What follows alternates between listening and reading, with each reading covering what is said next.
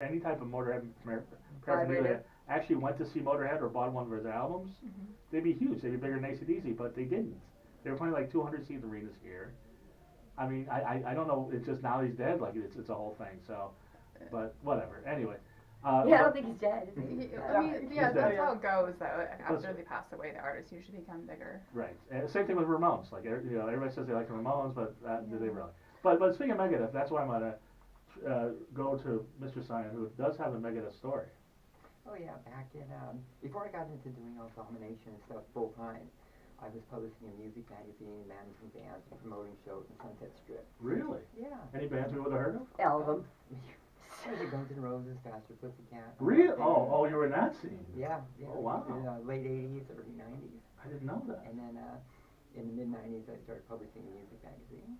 What was the magazine? It's called Night Moves Music and Entertainment Magazine. It's Really? based here in Hollywood. And Megadeth came out with one of their albums, and Capitol asked me to come over and interview them. So got up there, we were on the top floor of Capitol overlooking the city doing this interview, and they invited me to the release party. And their release party was at this castle up in the Hollywood Hills. And they wouldn't even give you the address. They had to meet at Capitol, and then they put you on a shuttle bus and shuttled you up there. Oh wow, that's cool. And stuff, and it was amazing. Well, what year was this? Was this like late 80s Oh my or God, 90s? I think it was like 93 or something. Like at their peak, that. like right after Symphony of Destruction, like right at their peak. Yep. And then MTV was broadcasting it live. And Wow. There was an amazing party, but there was some. And you partied with Guns N' Roses. Oh yeah. I got the. When I first met Guns N' Roses was I met Axl at the Rainbow. Yeah. And it was I was doing a show with. Oh well, maybe I shouldn't talk shit about the Rainbow. There you go. You met Axl at the Rainbow, huh? Mhm. Yeah. Yeah, I used to do the whiskey, promote the whiskey and Roxy and Troubadour and Blast from the Past, Bizarre. Oh yeah. Which is what is it now? It's Jay-Z's club now. Is it? Yeah, It was no, Key I know Club it went and from then like Billboard Live and they went through so many hands. So what year did you meet Axl at the Rainbow? Oh my God. Is that before they were famous or after? Just before. Oh wow. Just before. Wow, when they were like doing. There was right as Appetite for Destruction was getting released. Ah, And, right before. Oh wow. Yeah, I took in. We were finished sound check, and I was doing a show with the Roxy, and so I went over there to eat after sound check, and he was there, and I recognized him, said hello, and invited me to sit down and have dinner. So we talked and invited him over to the show. Did you need some discipline or? Nah, didn't get there at that point. Damn it! Really? At that point, did you get there at some point? Oh no. I mean, I wasn't. I wasn't as out in public doing this stuff. It was more like doing stuff at home and in my private life. Right. So kinda. And being a promoter and stuff, I really wasn't as aware at how prevalent it was in rock and roll actually behind closed doors until a few years later. What kink? Yes. Yeah. Mm-hmm. So have you did you grow up in LA? Well, pretty much. I was born in New Orleans, but I moved out here when I was 7 years LA old. to LA, baby. So I've been pretty much out here my whole life. Oh, okay. So that explains a lot. So you were born in New Orleans, and you've never been to New Orleans, right, Hannah? Not yet. You gotta go. You should come to DomCon. DomCon's coming up. It's on my list. Yeah. October. But how many times has that circulated? I mean, we had Johnny Indovina from Human Drama was here, and he was born in New Orleans and ended up here. Wow. And I don't know if you ever ran across him. Mm-mm. Yeah. I've only been back to New Orleans a couple times. Right. Well, he's here now, so. But. And besides that, as professional, mistresses and doms, we don't, Don't or disclose. also known as sex workers. I don't know, whatever.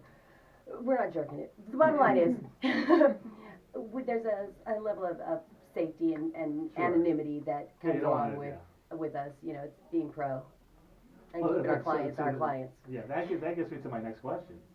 Now, you're a mistress, you're a lady, you're a Ms.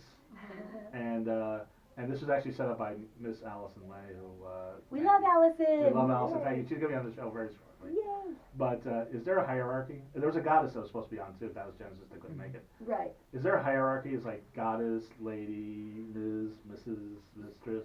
Well, Mistress Cyan is the headmistress at Sanctuary Studios. Okay.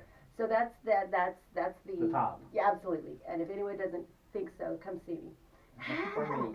or Mistress if available, right, ma'am? And they'll set you straight. Yes, yeah, if I don't get to you first. And myself, I always wanted, well, like my first like dom name that I thought I was gonna have was Ass Master Cat. So, but my girlfriend at the time, she was like, she was goddess, but she was like, no, you can't. Women cannot be master. I'm like, Why not? I don't know. And we're here at the Ruby Studios, which is rebranded as a feminist studio. I think women should be masters. I know many that are addressed as sir, daddy. Right? Yeah. Why not? Why not? Exactly. And whatever your kink is, if it's really part of what you do, then why not go ahead and nurture that? Right? Why 4 names? Why not? Lady, Remedy, and it's a Lady, mouthful. Remedy, and Fetish. Yeah, yeah.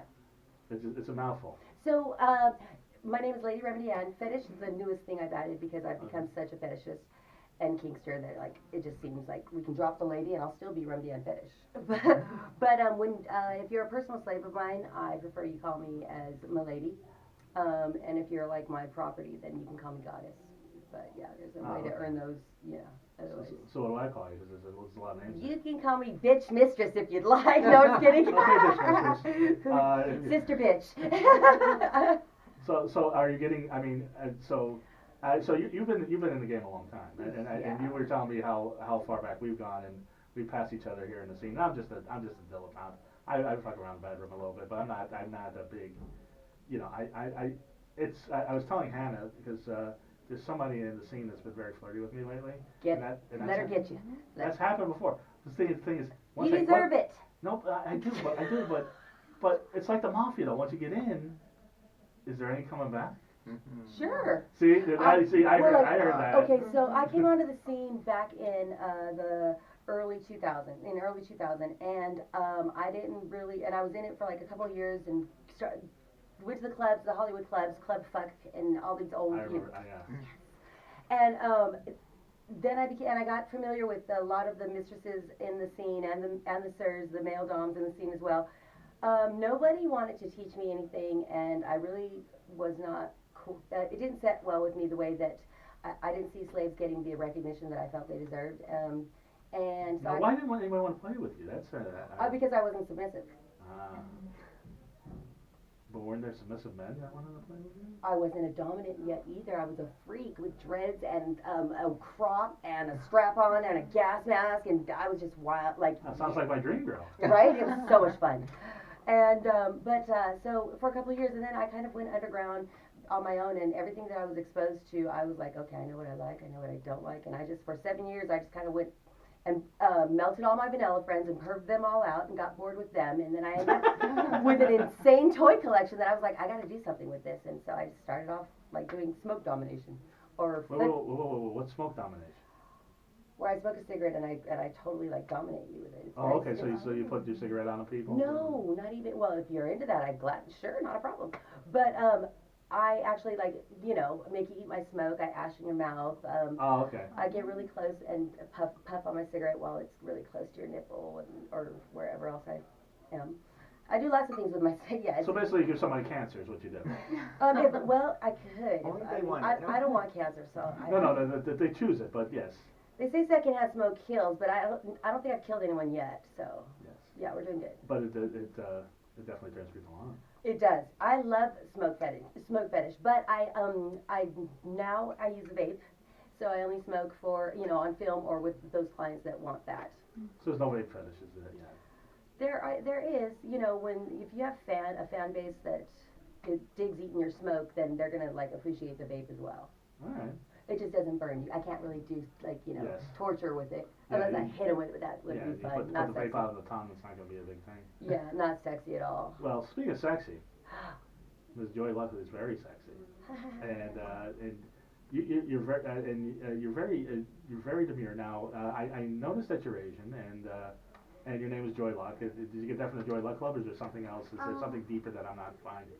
Yeah, definitely. Permission, consent. I do like to read, and I like that story, and I liked Right.